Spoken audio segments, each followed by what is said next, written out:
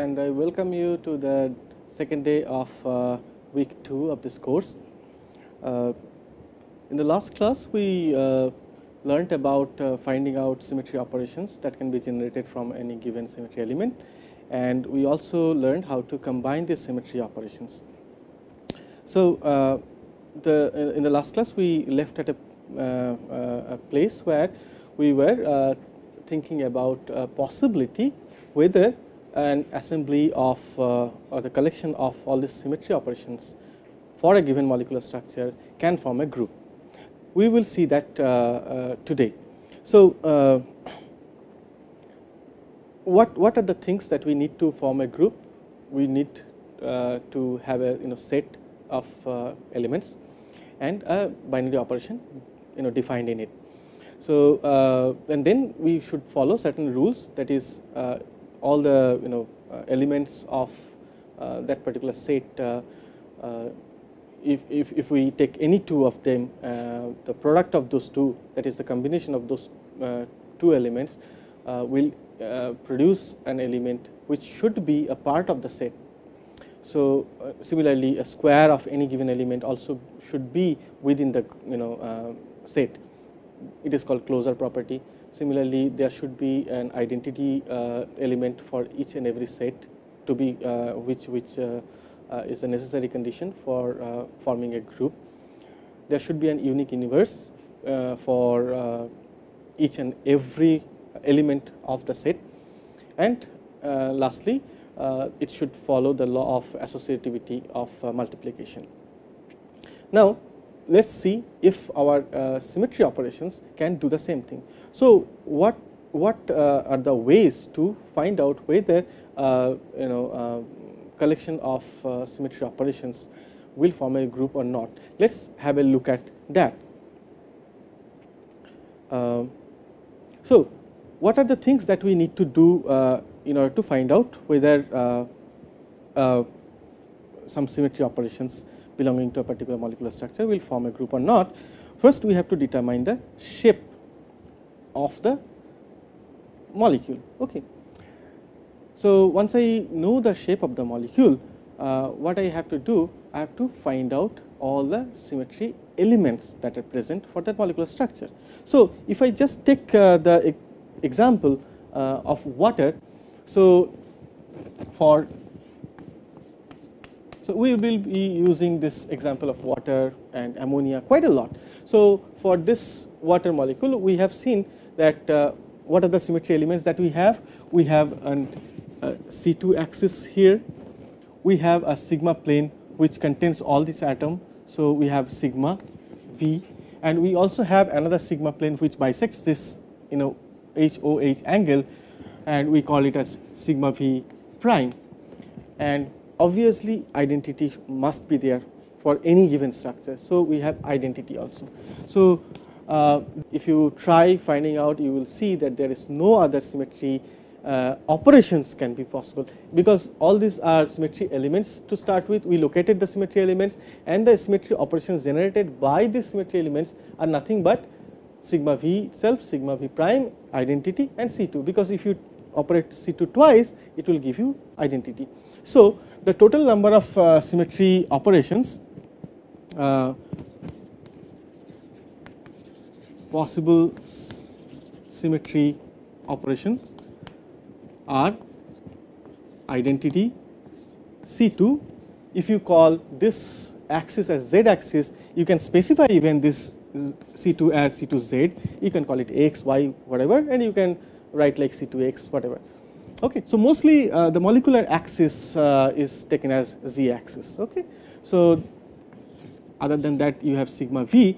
This one also you can specify, like if I take this axis as Z axis, so I call it C2Z, and the plane which contains the molecule, if that is the XZ plane, then that means if this axis is the X axis, then that will be called sigma XZ, and the sigma V prime,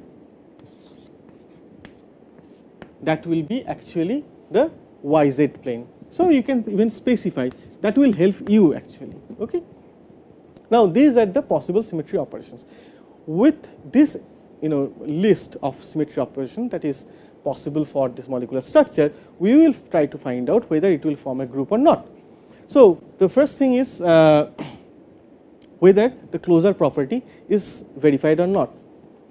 If you just think about what we learned last class, we take this same example and we showed that a combination of sigma v and sigma v prime gives you the exact same result, that is produced by C2Z alone. So essentially what you have is sigma v prime on a given structure will give you exactly the same thing as operated on the same structure. So I can write that sigma v prime is equivalent to C2Z. Okay. So what we learned from here is that the combination of any two symmetry operations will produce another symmetry operations which is already present in this particular set. If I call this one a closed set, then C2Z is already present there. We can try anything, like if we operate C2Z and sigma v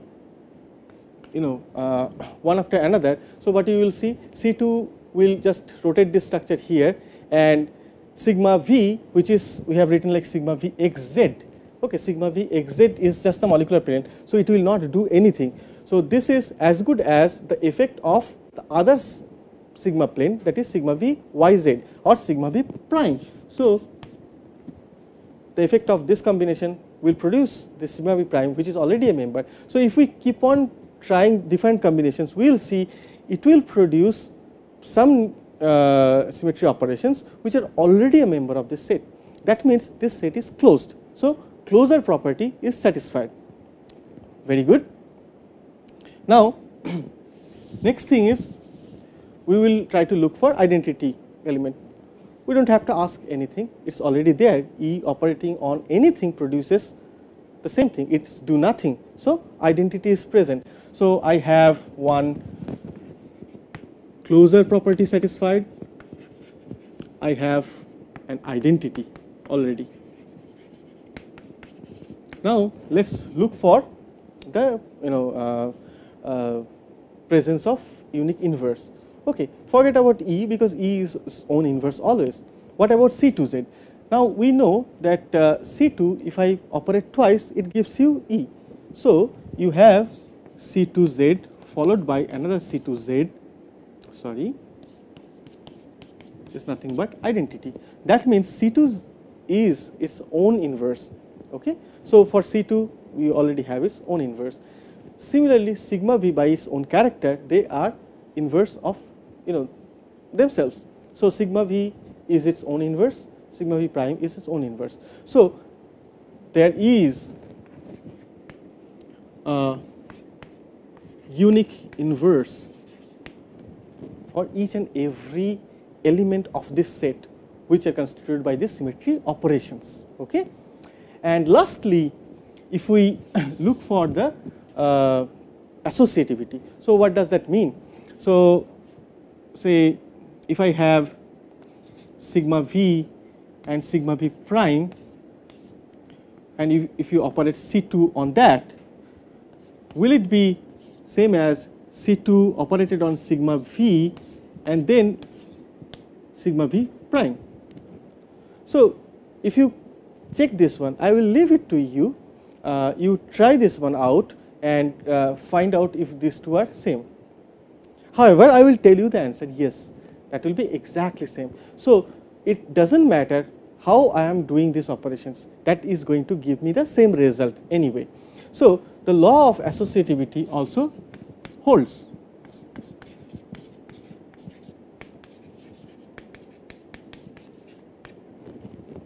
That means this set of symmetry operations for water molecule forms a group. Okay, so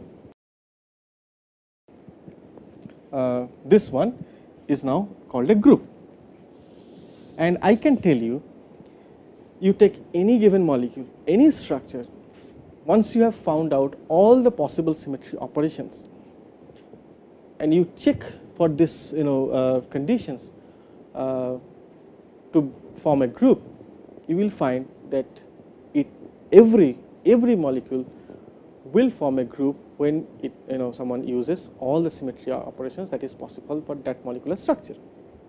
So this is verified now. You can try out with different molecules like ammonia, which is another simple molecule. So you know what are the symmetry operations there.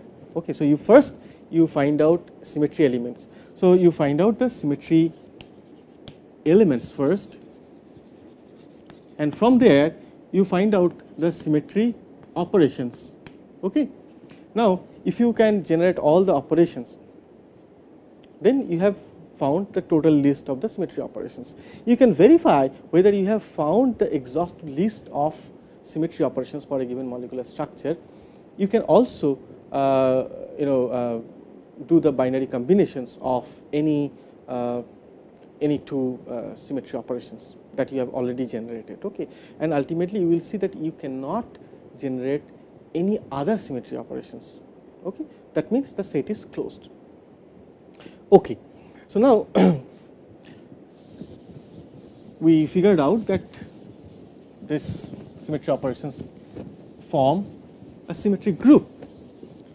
We call it symmetry group. Okay, because we want to just differentiate this particular type of group from any other mathematical group, because we are utilizing something special as the elements of the group, that is the symmetry operations. It's also called symmetry point group, or it's also called simply point group.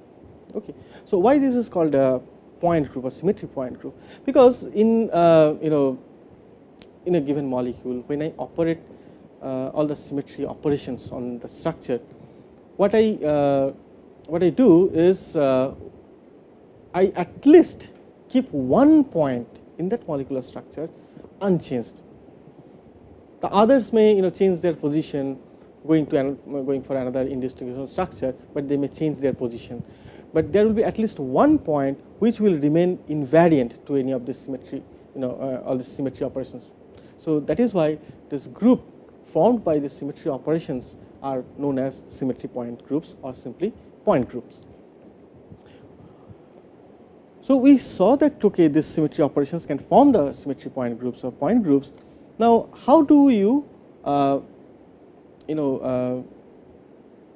find out what type of group?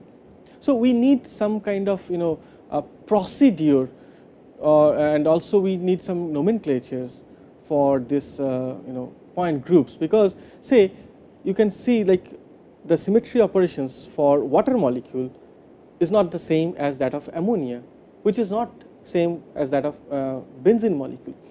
So for different molecular structures, there are different sets of symmetry operations, thereby they will form different types of group, their properties will be different. So there are ways to differentiate different groups, and we are going to discuss about that right now. So you will before I go to this, I will tell you like maybe I will look at this particular page here on your screen. So you can see that there is something called point group here on the top of the table, and then if you look at the column, you will see something like C1, C2, C2V, D2H, C infinity V. There are so many symbols. So these are the names of the point groups. Okay, we will know how to find that out. Okay, and it is possible, as you can already understand, that several different molecules can have the exact same list of symmetry operations. So thereby they will belong to one same group, same point group. Okay, that is the beauty of this whole group theory and applying group theory to molecular symmetry problem. Let's come back to our discussion of how to find out which point group one particular molecular structure belongs to. So, as I was saying, first you determine the shape of the molecule. You can use the Lewis structure and apply the VSEPR theory, which I am not going to discuss because I assume that most of you, all of you know this VSEPR theory. So, find out the structure from using this theory, and it is highly recommended that you use a model to determine what are the symmetry operations that are present. So, at least you find out the symmetry elements, and from there you find out what are the symmetry operations like, and then what you have to do, you have to use a kind of systematic procedure to find out which point group your molecule belongs to. So, what is that procedure? So, few things you have to do there. First is you have to, if you look at on your screen, these points are written there. So, first you have to find out what is the highest axis of rotation. Okay. So, what is the Cn? And next you have to find out if there are other axes of symmetry, okay, other than that principal axis of symmetry Cn, do you have any other axes of symmetry which are not coincident? And then you have to also look for the mirror planes. Are there mirror planes? So, these three mostly if you look at, you will be able to go to the next step, that is following a systematic procedure and finding out what point group your molecule belongs to. So on your screen you have a flow chart which actually summarizes that so called systematic procedure, how to find out to which point group your molecule belongs to. So, after you found out your molecular structure and figured out what are the all symmetry operations that is present for that molecular structure, you start here. What you do in the first step, step 1, it says you have to first ask whether this structure belongs to a spatial group. What do we mean by that? We will come to that in a very short moment. So, in this spatial groups we have linear groups.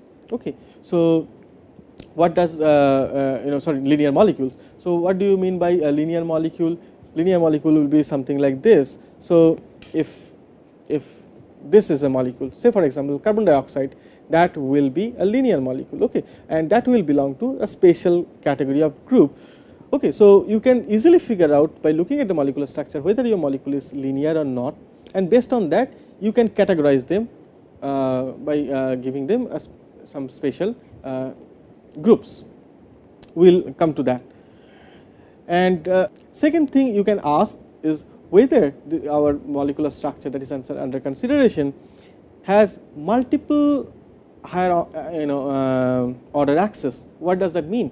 When I say higher order axis is if any Cn where n is greater than 2.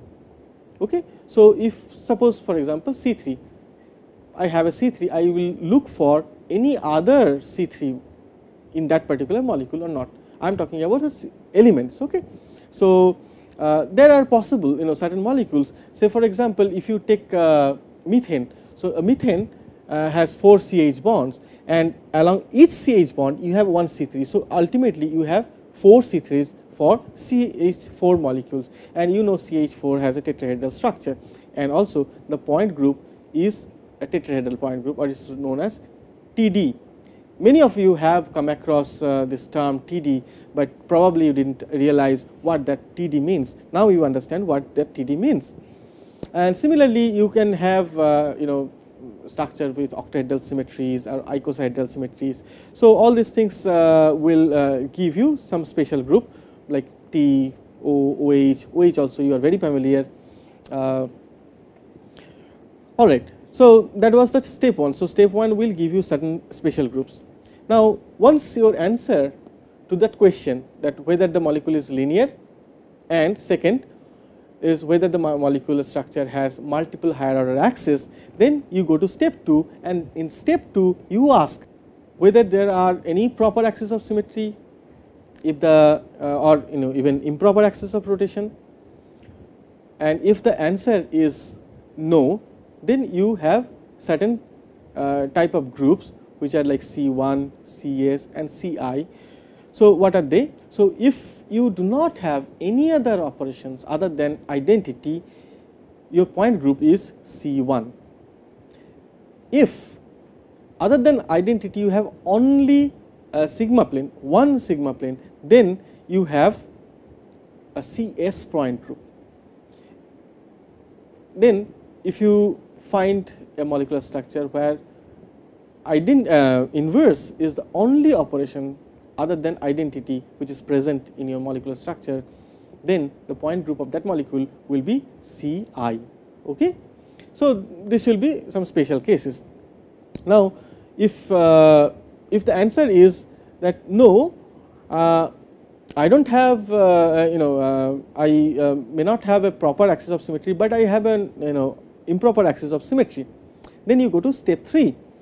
Then the question is the question that you ask is, do I have only improper axis of symmetry Sn with n even? If the answer is yes, that is I have only say S4, S6, S8, then and no other elements other than identity and this, then what you have is an group which is Sn. This is for n equals to even. Now if answers to all these questions are no, then what you go to step 4 and step 5 here. Okay. For those structures which do not belong to all these step 1, step 2, step 3 type of groups, then you ask that whether the molecule has a Cn axis, that is, does it have a proper axis of symmetry? Because in the previous cases, what we saw, either is a linear type of molecule which has like infinite number of rotational axes, or you have a many Cn axes, or you have structures which has no other symmetries other than S, that is sigma, or I, or even nothing other than identity, or you had a case when you had only Sn other than E and n is even. Now Sn, when n is even, you always have an Cn by 2. We discussed that in the previous class. So when I go to the next step, when I ask, okay, do I have only one principal axis of symmetry, Cn, and that time I should ask, is that Cn a consequence of an even order Sn? If the answer is no, then I proceed further. That means I have one proper axis of symmetry, and that proper axis of symmetry is like unique. I do not have multiple proper axis of symmetry, and this Cn is not a consequence of an even order of improper axis of symmetry. So after finding this one, I ask that, okay, do you have certain C2 axis perpendicular to this principal axis of symmetry? So I look at this step. So the answer may be yes or no.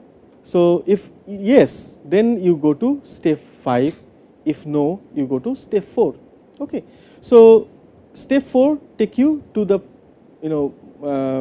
point groups which has a Cn axis, single Cn axis, and but there are no perpendicular C2 axis to this principal axis of symmetry, and this particular type of molecules, they belong to C type of pointals also at a after C, but you start by looking at, so like when you have this step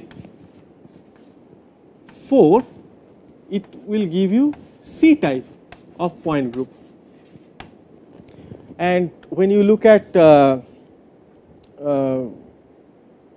when you find that there are n number of C2s perpendicular to the Cn, you have a type of group which is D type. So D type of group will come from step 5. So when the answer is yes to this possibility of n number of perpendicular C2 to Cn, then you have either C or N type. Now let's follow the direction of this step 4, okay, where I have a C type of point group. Now next I ask, do I have a sigma H? I know what sigma H is because we have discussed that. So if the answer is yes, then I have a point group which is CNH. Okay. If the answer is no, then I ask the next question, which is, well, are there n number of sigma V's? If the answer is yes, I have a point group which is CNV. If the answer is still no, that I do not have sigma H, I do not have sigma V, then the point group will be Cn because it has no sigma plane.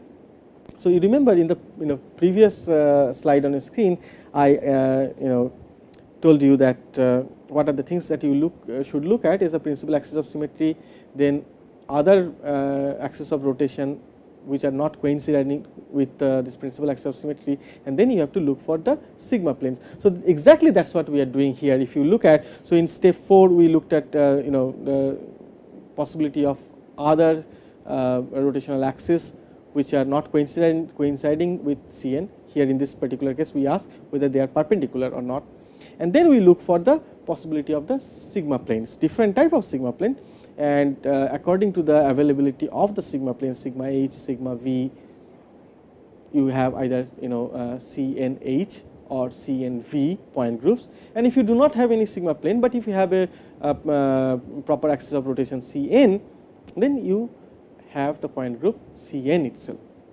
Now if we go back to the side of step 5, where I found n number of C2s which are perpendicular to the Cn, then I ask my following question. And before that itself, I am I can say that these molecules which has n number of perpendicular C2s with respect to this Cn, they belong to D type. Okay, so that I wrote here. Step 5 will give me D type of point group. So now similar to this C type, we ask the same questions to these guys again. Is there any sigma H? If the answer is yes, D and H is the point group. If the answer is no, next question will be whether there are sigma Ds. If the answer is yes, then I have D and D. And if there is no sigma, then I have a DN point group. Okay. So now you notice one thing here, we call as D and D. You know what D and D is. Okay. So this is the overall procedure to find out the point group of any given molecular structure. Now let's quickly have a look at the little bit detail of this part, that is step 1 and step 2 particularly. Step 3 I have already discussed in detail. So step 1 and rather 1A and 1B, let's have a look at it. Okay. So when I ask whether the molecule is linear or not, if the answer is yes, then the next question I ask is whether the molecule has I, inversion symmetry. If the answer is yes, then I have D infinity H. For some reason this infinity sign is not coming, it looks like a tilde, but this is actually infinity. Both this one as well as this one, they actually are infinity. So if the answer to the possibility of inversion center is yes, then I have D infinity H, and if the answer is no, then I have C infinity V. Now if the molecule is not linear, then I have a next question, whether we have multiple axes of higher order axis of symmetry that I already discussed. So more than 2 if you have more than 2 Cn if you have, where n is also greater than 2. Then if the answer is yes, you ask the next question, that is whether does the molecule have inversion center. If the answer is yes, then you ask certain questions like, does it have a C5? If the answer is yes, then you have an icosahedral point group, that is IH. If the answer is no, then you have octahedral point group or OH point group. And if the answer to this particular question of inversion center, existence of inversion, is no, then you have a tetrahedral point group or TD point group. And once you have cleared through all these questions and your answer is still no, that you don't actually belong to all these point groups, and neither you belong to this SN type of point group, then you move to steps 4 and 3 and so on, as I discussed in the last slide. So we will stop here today, and I will urge you to try out several molecular structure, finding of the symmetry elements and then symmetry operations, the exhaustive list of symmetry operations, and then you use this framework, that flowchart that I showed you, very systematic way of finding out the point group to which your molecule belongs to, and you will definitely learn this whole topic quite easily with a little bit of practice. Thank you very much.